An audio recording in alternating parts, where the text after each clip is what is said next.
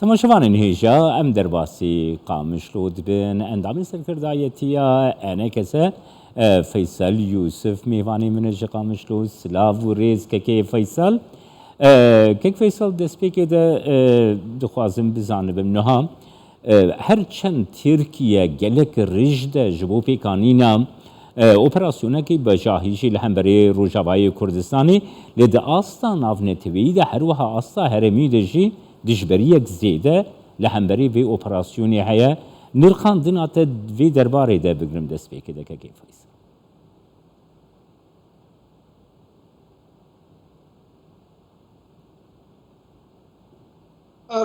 بو چند سال يعني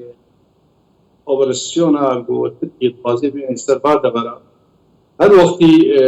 جيرا شغلي وجيرا كار درفت جيرا هاد درباسي عفري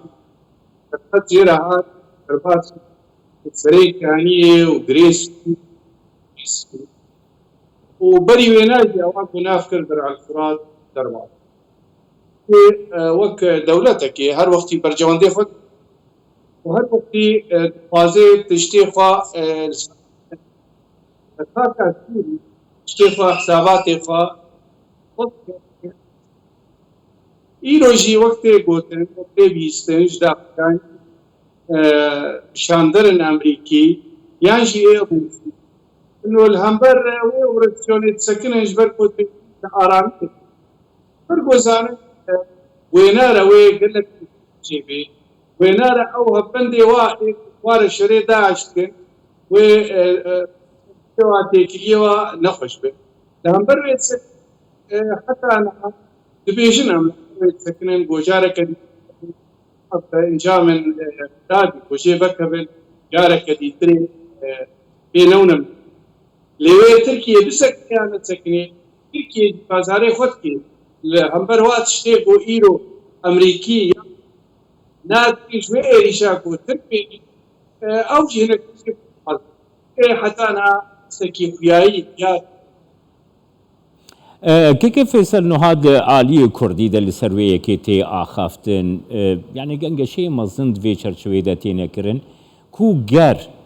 روشا لروجاوای کردستانی نوکی یا ایروبانه یعنی هفبندیک دیالوگک لسر عرده هبانه دنا بینا هزین کردی ده پیک هاتین لسر عرده ده دکاری بو ریگری الحنبری وان گفین ترکیه بگره دیتناته بگرم دوی چرچوی ده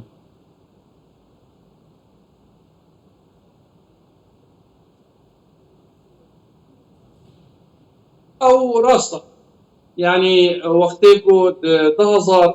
داوية تغزر ونوزده هذا وتغزر وبيستاده تعبيرية ديالوج زمانان اجتماعي كردي وفادي وكشرة فانا كيرا درس بيك أمريكا كتن أمريكارن مثلا بيوك فرق دنات هوا هلكي ديالوج كتن قبل فكرنا وبكره تركي وب كسي دورة تركيا بها وبالصون متفرق ما قلت وقت إذا جاء أيضا كردي أو سوري سوري مسألة تركي وتشتي تركي تايبت من كام وقت كردي سوري وك كسائتين سوري وكريم باليكس أمبر في بدل شعبية أمريكان أصدقائي بين مسألة ديالوج كذا جارنا تشتن هبون لو كم دهاتن أما كنا اجتماعي كردي أم مصر قالك كلام ما تخص فينا ده وأم لفكرنا كيف يوجي فأنا وقت أم وقت كردي سوري يكس ماني بيكتنجي خاص بيكاتي معيش عرب سريان عايش ومبارك وقت خلكي سوري وإيرو أبتشتي وفكري بيجي جيم خامنية بمسألة نعيش ونا إسماني كردي بروي مسألة ده إما جالي فدا حتى أيرو هذانا أو ديالوكا قدس بيكريف سكني داوية استا لا دستين شو مني كده أبو آمادة سر هناك جرافيا قول إسمان إسماني كردي وقت ريفنتي دستايا هوا إقرار كريكو بنا إسماني كردي سربت تعرف عن تشتكيش آلية وإيروش مثلا ببي جرانتي أمريكي وآلية كاك مظلوم ده أم ديم لسنا إيش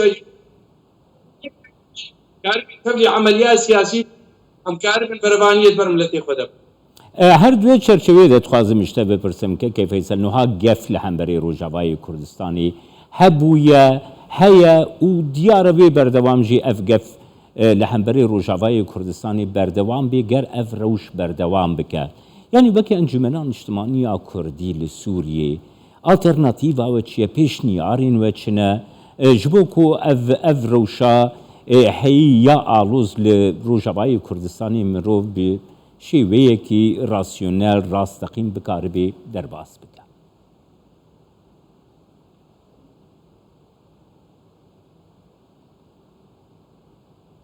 يك ام لهم ام دنگي خد كهير انتسينا بدولتي بيشياوي امريكان وهبنديانا بدولتي ونابواد